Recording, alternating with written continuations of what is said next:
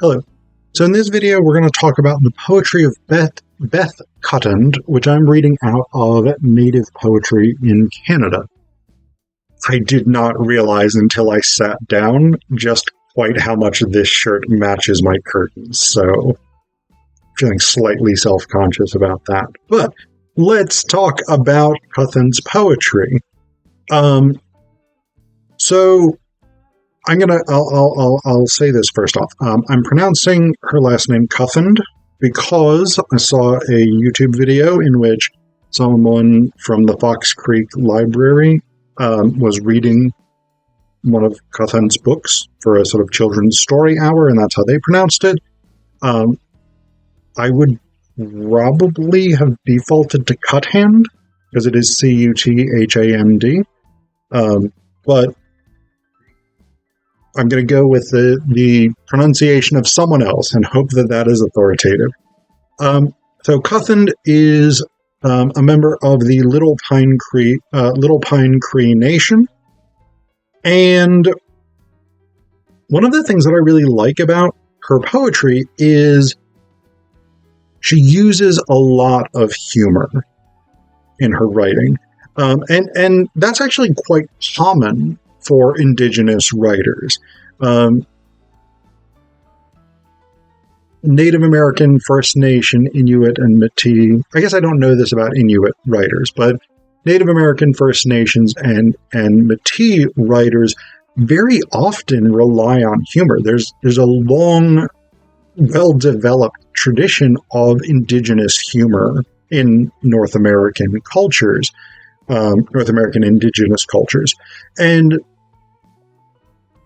Cuthand uses that humor to both sort of process the suffering of Indigenous peoples, but also to respond to it as a form of resistance to settler colonialism, to capitalism, to patriarchy, to the pervasive violence against Indigenous women and girls, etc., etc. And so it becomes this tool for striking back at systems of power that systematically and continually disempower people of Cuthand's demographic. Right. So one example of this, the first example in this collection, is Zen Indian. Zen Indian tiptoes into Taos, watches Coyote disguised as an ice cream vendor sell dollar popsicles to thirsty tourists, fishes down the Fraser for dried salmon, thinking a number 10 hook will catch those freeze-dried suckers, careens into Calgary in time for stampede, bells polished, feathers fluffed, to dance 3 times a day for a free pass to the rodeo. Makes it to Winnipeg just after Bismarck and right before wild rice time to get folksy at the Indian Pavilion. Then it's on to pick wild rice for Uncle Ben, drop a few rocks in the sacks, shoot at the crows and reminisce about how it used to be before the harvest became the domain of bros in hydroplanes and enough money for gas. Oh no, cold's coming. Time to find a fine filly with a job, not too many kids, and a warm place to lay up for the winter. Put cities in a hat. Minneapolis, LA, Boulder, Santa Fe, Calgary, Seattle, Salt Lake. Yeehaw, watch out, Boulder, here he comes. Zen Indian on the road to enlightenment. So, I mean, it's right, just a sort of fun, satirical take on the culture of particularly Plains First Nations peoples under settler colonialism and capitalism, right? Going to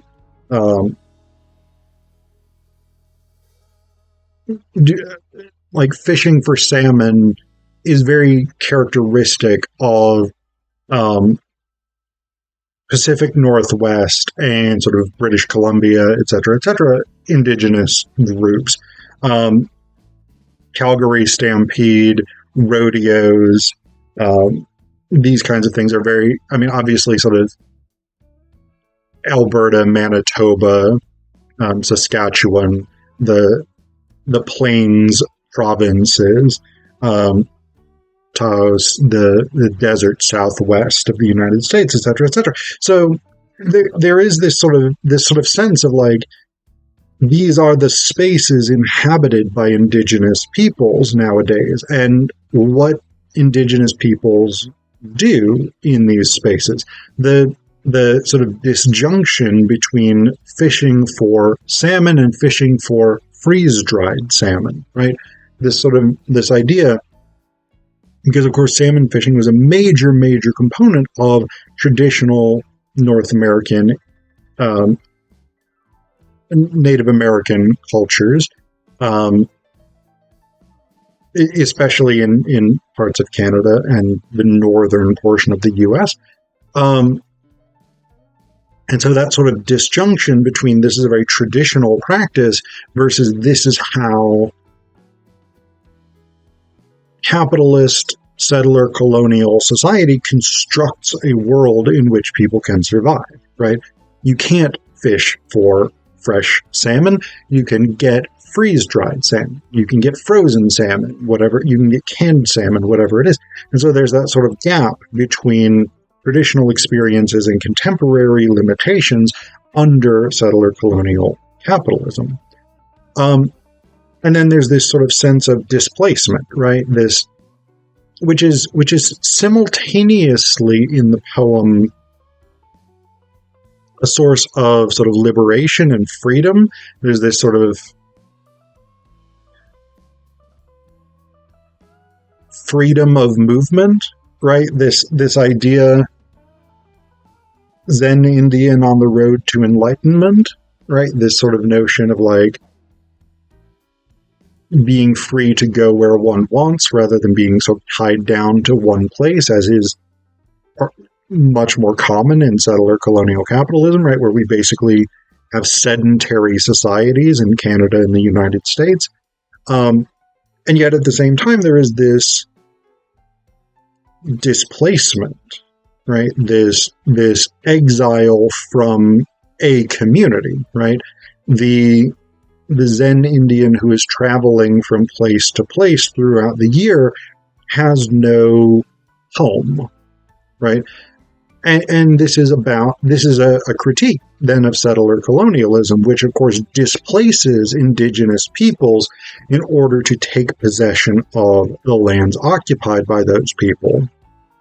And so indigenous people are sort of exiled from their own spaces, their own cultural spaces, their own places, etc., in order to make room for settler colonialism, which then imposes these different cultural structures on them. We also get a specifically First Nations feminist approach through Cuthand's use of humor, right? It's tied specifically to gendered issues in addition to being tied to indigenous issues. So post-Oka kind of woman really reflects this idea. So this is post-Oka kind of woman. Here she comes strutting down your street. This post-Oka woman don't take no shit. She's done with victimization, reparation, degradation, assimilation, devolution, coddled collusion, the plight of the native peoples. Post-Oka woman, she's okay. She sashay into your suburbia, Mackenzie Way, Real Crescent belong to her, like software, Microsoft, microwave ovens, plastic Christmas lawns and lawn chairs, plastic Christmas trees and lawn chairs, sorry. Her daughter wears Reeboks and works out. Her sons cook and wash up. Her grandsons don't sass their kokum. No way. She drives a Toyota, reads bestsellers, sweats on weekends, colors her hair, sings old songs, gathers herbs, two-step Tuesdays, round dance Wednesdays, 12 steps when she needs it. Post-Oka woman, she's strutting her stuff, not walking one step behind her man. She don't take that shit. Don't need it, don't want it. You want her, then treat her right. Talk to her of postmodern deconstructivism, she'll say, what took you so long? You want to discuss land claims? She'll tell you she'd rather have her kids with a struggle than a bad settlement. Indian government, show her cold hard cash. Tell her you've never talked to a real live Indian. She'll say, isn't that special? Post-Oka woman, she's cheeky, she's bold, she's cold, and no, she don't take no shit. No shit. So again, there's this sort of joyful playfulness to it. And this, again, sense of sort of renegotiating culture, renegotiating indigenous cultures under settler colonialism and capitalism, renegotiating the place of indigenous women within patriarchal settler colonialist and capitalist society, and in the sense of self-definition, partially constructed through the humor, right? This wonderful depiction of this woman who stands up for herself, who refuses to conform to what society seems to want from her, who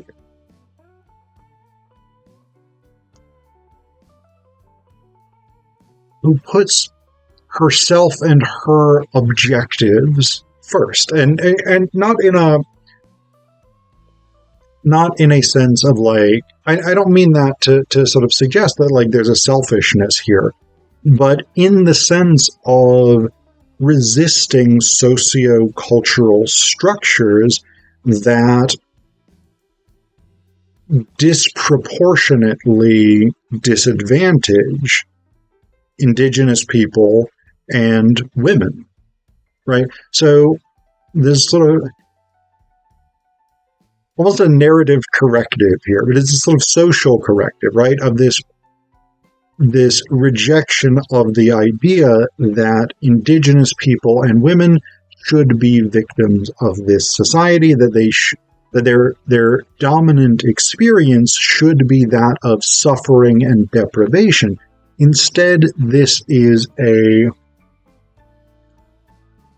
an embrace of